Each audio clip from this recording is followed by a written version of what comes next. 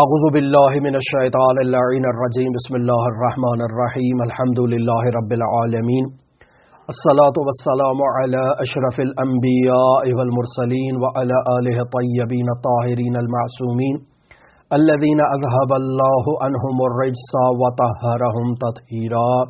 اللہم صل علی محمد وآل محمد اللہم اخرجنا من الظلمات الوہم واکرمنا بنور الفہم اللهم افتح علينا ابواب رحمتك وانشر علينا خزائن علومك برحمتك يا ارحم الراحمين. الباب السابع باب وجوب اليقين بالله في الرزق والعمر والنفع والضرر. کتاب شریف وسائل الشیعہ ابواب جہاد بالنفس سے 7واں باب اور تیسری حدیث کے ساتھ ہم آپ کی خدمت میں حاضر ہوئے ہیں. اس باب میں یقین کے وجوب پر گفتگو کی جا رہی ہے کہ انسان مومن کا اللہ تبارک و تعالی پر یہ پختہ یقین ہونا واجب ہے کہ انسان کو یقین ہو کہ جو رزق اس تک پہنچ رہا ہے وہ اللہ تبارک و تعالی کی جانب سے ہے، انسان کی جو عمر ہے وہ بھی اللہ تبارک و تعالی کی جانب سے ہے، انسان کو اگر کوئی نفع مل رہا ہے تو اللہ کی جانب سے ہے، اور اگر کوئی ضرر انسان تک پہنچ رہا ہے تو یہ بھی اللہ تبارک و تعالی کی جانب سے ہے. اس باب میں جو یقین کے وجوب کی طرف اشارہ کیا گیا ہے یہ انسان کے فاعل مختار ہونے کی نفی نہیں ہے. بس اوقات انسان جب ایسی احادیث کی قرأت کرتا ہے تو انسان کے ذہن میں ایسے شبہات جنم لیتے ہیں، لہٰذا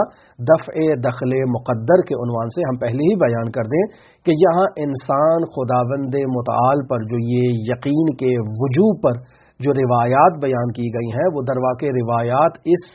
زاویے میں ہے کہ اس کائنات میں کوئی پتا بھی اللہ تبارک و تعالیٰ کی مرضی کے بغیر درخت سے زمین پر نہیں آتا ہے. یہ کائنات کا تمام نظام خداوند متعال کے ید قدرت میں ہے اور خداوند متعال کی منشا اور مرضی کے مطابق یہ نظام کائنات جو ہے وہ چل رہا ہے. لا حول ولا قوت الا باللہ، کوئی حول اور کوئی قوت نہیں ہے سوائے اللہ تبارک و تعالیٰ کے. لہذا تیسری حدیث آپ کی خدمت میں بیان کرتے ہیں ان زید شہام ان ابی عبداللہ علیہ السلام. زید شہام امام جعفر صادق علیہ آلاف و تحیت و ثنا سے روایت کو نقل کرتے ہیں.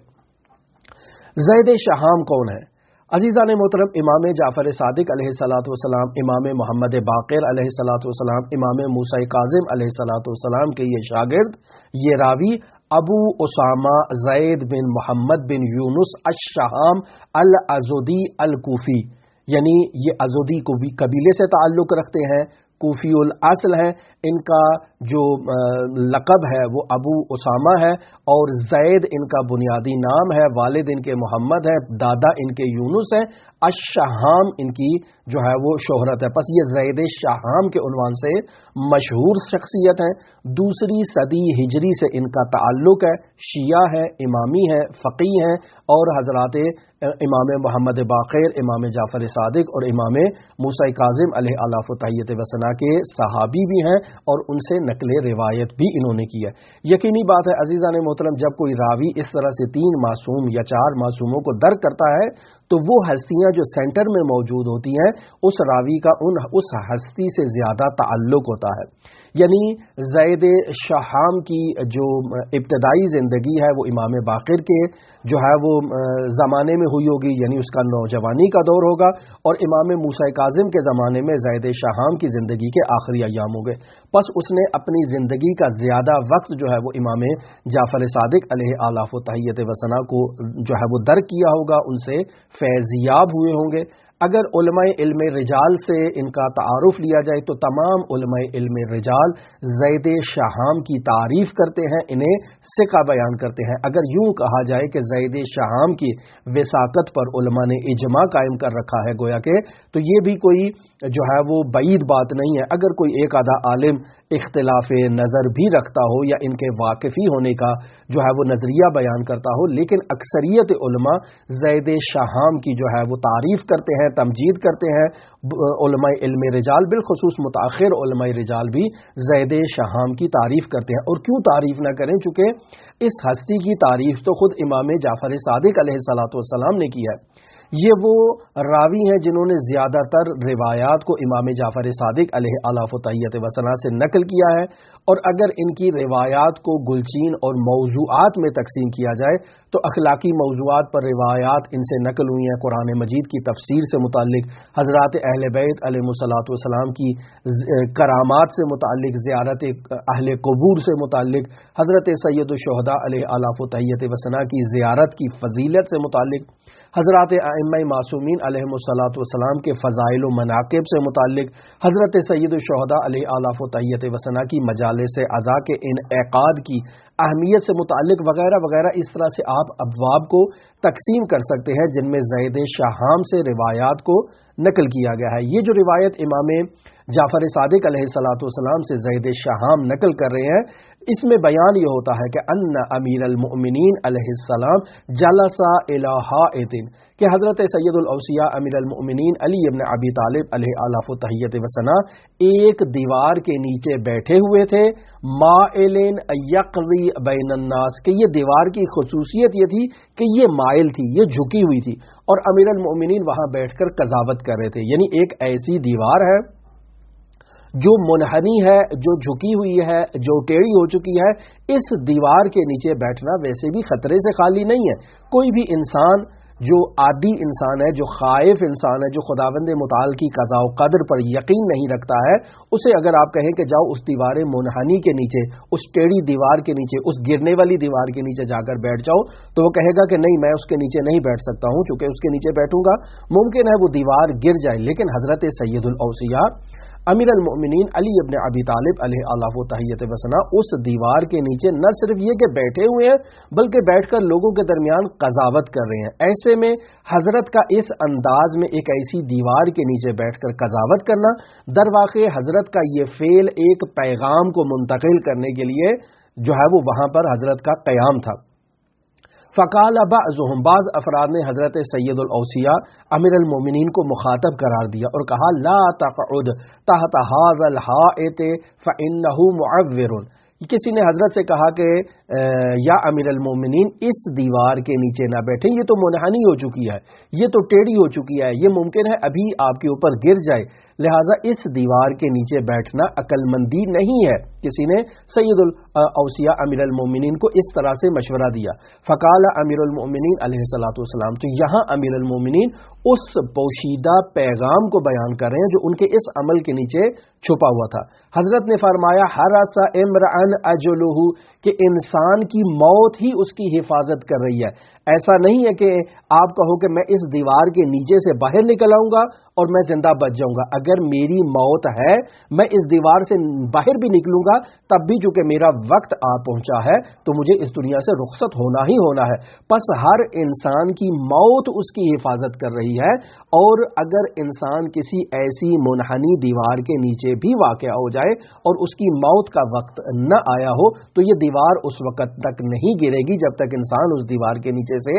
نہیں اٹھتا۔ لہٰذا حضرت اس شخص کے کہنے پر اس پیغام کو منتقل کرنے کے بعد دیوار کے نیچے سے باہر نکل آئے۔ فلما قام، جب حضرت سید الاوصیاء اٹھ گئے اور دیوار کے نیچے سے باہر آ گئے، سقط الحائط، تو وہ دیوار نیچے دڑم کر کے گر گئی۔ وکان امیر المؤمنین علیہ الصلوۃ والسلام مما یفعل ھذا واشبہہ، امیر المؤمنین علی ابن ابی طالب نے یہ طرز عمل جو دکھایا، یہ اس کے علاوہ مختلف اوقات میں حضرت اس یقین کے اظہار کے لیے ایسے اعمال بسا اوقات انجام دیا کرتے تھے۔ وہذا الیقین، یہ حضرت کے یقین کی علامت ہے کہ انسان کو اس بات پر یقین ہونا چاہیے کہ حرس امرأن اجلہ، کہ انسان اپنی موت کے حصار میں ہے، یعنی اس کی موت اس کی حفاظت کر رہی ہے۔ جب انسان کی موت کا مقررہ وقت آن پہنچے گا تو انسان کو دنیا کی کوئی طاقت بھی اس موت سے نجات نہیں دلا سکتی ہے۔ لہٰذا انسان کی موت جو یقینی موت ہے، جو موت حتمی ہے، اس سے انسان کو کوئی نجات نہیں دلا سکتا۔ لہٰذا انسان کو خداوند متعال پر اس قدر پختہ یقین ہونا چاہیے جیسے حضرت سید الاوصیاء امیر المؤمنین علی ابن ابی طالب علیہ آلاف و تحیت و ثنا کے اس عمل سے ظاہر ہوتا ہے۔ لہٰذا عزیزان محترم، یہ روایت بھی ہمارے لیے یقین کے ایک پیغام کو منتقل کر رہی ہے، اور اس سے ہمیں یہ بھی ایک پیغام ملتا ہے کہ وہ افراد جو اس پختہ یقین پر موجود نہیں ہیں اور بسا اوقات وہ اپنے سے بڑی شخصیات پر انگشت نمائی کرتے ہیں، اور یہ انگشت نمائی کرنا، یہ انگلی اعتراض اٹھانا اگر ان شخصیات کی توہین کی خاطر ہو تو یہ گناہ کبیرہ ہے، اور اگر یہ سوال کرنا اپنے علم میں اضافے کی خاطر ہو تو یہ بہت ہی نیک بات ہے۔ یہ درواقع انسان اس پیغام کو لینا چاہ رہا ہے جو اس شخصیت کے طرز عمل میں نہفتہ ہے اور پوشیدہ ہے۔ یہاں بھی جیسے اس شخص نے امیر المومنین پر اعتراض کیا، اگر اس کا اعتراض امیر المومنین کی اہانت کرنا تھا کہ اسے تو کچھ معلوم ہی نہیں ہے، امیر المومنین جو ہے وہ سلونی کا ایک طرف دعویٰ کرتے ہیں اور دوسری طرف ایک ٹیڑھی دیوار کے نیچے آ کر بیٹھے ہیں، پس اگر امیر المومنین کی توہین کرنے کی خاطر اس نے اعتراض کیا ہو تو یہ گناہ کبیرہ ہے، لیکن اگر امیر المومنین کو اس دیوار کے نیچے سے باہر نکلنے کا اس کا جو سوال تھا وہ درواقع حضرت سے سوال کرنے کا مقصد اس راز کو جاننا تھا کہ امیر المومنین جیسی شخصیت اس ٹیڑھی دیوار کے نیچے چھپی ہوئی ہے یا بیٹھی ہوئی ہے یا بیٹھ کر قضاوت کر رہی ہے، تو اس کے نیچے کوئی حکمت اور مصلحت ہے یا امیر المومنین مجھے بتائیے، آپ اس دیوار کے نیچے بیٹھے ہیں تو یہ دیوار تو گر جائے گی، تو مجھے بتائیے کہ آپ یہاں کس مصلحت سے اور کس حکمت سے بیٹھے ہیں۔ تو یہاں امیر المومنین نے اپنے یقین کا اظہار کرنے کے لیے اور بتانے کے لیے کہ انسان مومن کو اس بات کا پختہ یقین ہونا چاہیے کہ وہ ہرگز اپنی موت سے فرار نہیں کر سکتا، وہ موت جس کا وقت مقررہ خداوند متعال نے انسان کے لیے معین کر رکھا ہے، وہ انسان کی موت اس سے کوئی اس میں تاخیر نہیں ڈال سکتا اور نہ ہی اس میں کوئی تعجیل کر سکتا ہے۔ بس یہ موت انسان کی حتمی ہے۔ جب یہ موت حتمی ہے تو پھر انسان کو اس دنیا کے طاغوتوں سے خائف نہیں ہونا چاہیے، اس دنیا کے جو استکبار ہیں ان سے انسان کو خائف نہیں ہونا چاہیے۔ وہ افراد جو انسان پر زور اور زبردستی کہہ کے دھونس جما کر انسان کے اوپر جو رعب و وحشت میں اس کو مبتلا کر دیتے ہیں، انسان کو ایسے افراد سے خائف نہیں ہونا چاہیے۔ کلمہ حق کو بیان کرنے میں خداوند متعال کی جو تعلیمات ہیں جو حضرات انبیاء علیہم الصلاۃ والسلام کے ذریعے سے اور سیما حضرت خاتم الانبیاء محمد مصطفیٰ صلی اللہ علیہ وآلہ وسلم اور ان کے 12 جانشینوں کے ذریعے سے ہم تک پہنچی ہیں،